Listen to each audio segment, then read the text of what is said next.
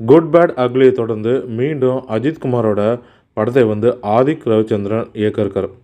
இது அஜித்குமாரோடைய 64வது படம்ன்றது குறிப்பிடத்தக்கது. இந்த படத்திற்கு தற்காலிகமாக AK64ன்னு பெயரும் வச்சுருக்காங்க. இந்த படத்தோட அறிவிப்பு ஜனவரி மாதம் வெளியாகும்னு அஜித்குமார் சமீபத்தில் கலந்து கொண்ட பேட்டி ஒன்றில் தெரிவித்திருந்தார்.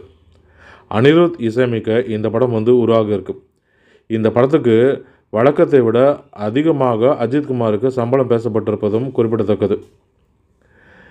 அது மட்டும் இல்லாமல் இந்த படம் பேன் இந்தியா படமாக பல மொழிகளில் உருவாகவும் இருக்குது. இது அஜித்குமார் ரசிகர்களுக்கு பெரும் இன்ப அதிர்ச்சியை கொடுத்துருக்கு.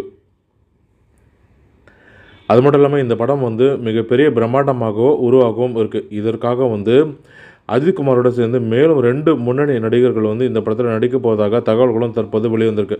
அதன்படி பார்த்திங்கன்னா இந்த படத்தில் விஜய் சேதுபதி மற்றும் ராகவா லாரன்ஸ் ஆகிய இருவருமே இந்த படத்தில் இணைக்க பேச்சுவார்த்தைகளும் தற்போது நடந்துட்டு வருது. இந்த படத்தில் இவர்கள் 2 பேருமே வில்லன் கதாபாத்திரத்தில் நடிக்க போகிறாங்களா அல்லது முக்கிய தோட்டத்தில் வரப்போகிறாங்களான்றது தற்போது வரைக்கும் அறிவிக்கப்படலை. கூடிய விரைவில் இந்த தகவலும் வெளிவரும். மேலும் இது போன்ற தமிழ் சினிமா தொடர்பான தகவல்களுக்கு தமிழ் சினிமா யூடியூப் சேனலை பார்க்கும். நன்றி, வணக்கம்.